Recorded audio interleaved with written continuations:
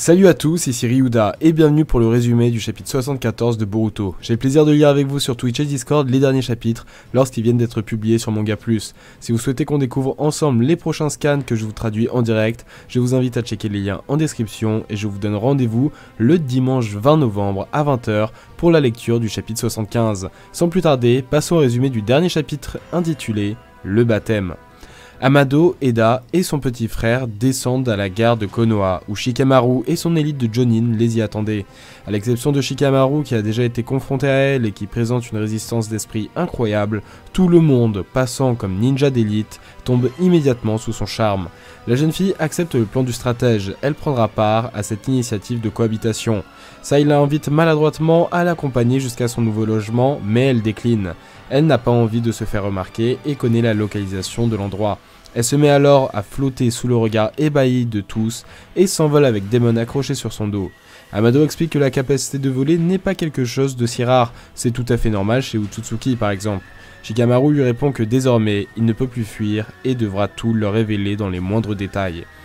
Dans une résidence luxueuse à l'écart de tout, Boruto Kawaki et Konohamaru font le tour du propriétaire. Leur sensei explique que ce bien appartenait à quelqu'un dont il taira le nom, à qui ils ont dû forcer la main pour l'obtenir.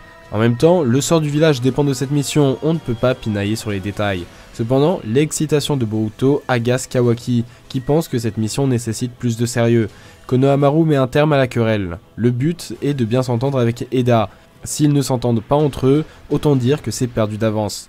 Kawaki jette un dernier coup d'œil à son frère et ne peut s'empêcher de penser à la manifestation de Momoshiki dans le bureau du Hokage. Ils sont observés au loin par Sarada et Mitsuki. Même si cette surveillance n'est pas un secret pour Eda qui voit tout avec ses Senrigan, les espions ont été positionnés assez frontalement de telle manière à ce que leur présence fasse pression sur la jeune fille. Contre toute attente, l'équipe Inoshikasho débarque. Ils ont entendu parler d'une fille magnifique qui devrait arriver et voulaient en être témoins. Quant à Chocho, elle se montre jalouse à l'égard d'Eda qui chercherait à sortir avec Kawaki que elle aussi convoite. En parlant du loup, Eda arrive depuis les airs et se pose sur la terrasse de la maison. En un regard, Inojin et Chocho sont pris sous son charme. Sauf que Mitsuki aussi semble avoir été touché. C'est la première fois qu'il ressent une sensation pareille. Alors que Konohamaru s'apprête à rejoindre son poste, à peine Sarada a-t-elle eu le temps de le prévenir par télépathie qu'il tombe nez à nez avec Eda. Bien sûr, Konohamaru ne donne plus de nouvelles. Les quelques ensorcelés utilisent ce prétexte pour aller voir de plus près, mais ils sont retenus par Sarada et Shikadai qui semblent être les deux seuls à ne pas avoir été captivés, peut-être parce qu'ils ne l'ont pas bien vu. Moegi arrive tirer les oreilles de ses élèves pour avoir désobéi et s'être rendu ici malgré son interdiction. Ceci mis à part, elle se demande si son petit Konohamaru va bien.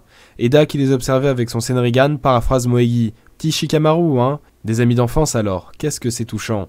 À ces mots, Konohamaru, complètement gaga de la jeune fille, s'écroule inconscient au sol.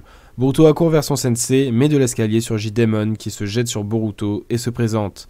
Il prévient ses deux Otsutsuki qu'ils ont la capacité de blesser sa sœur, mais qu'il ne leur en laissera jamais la possibilité.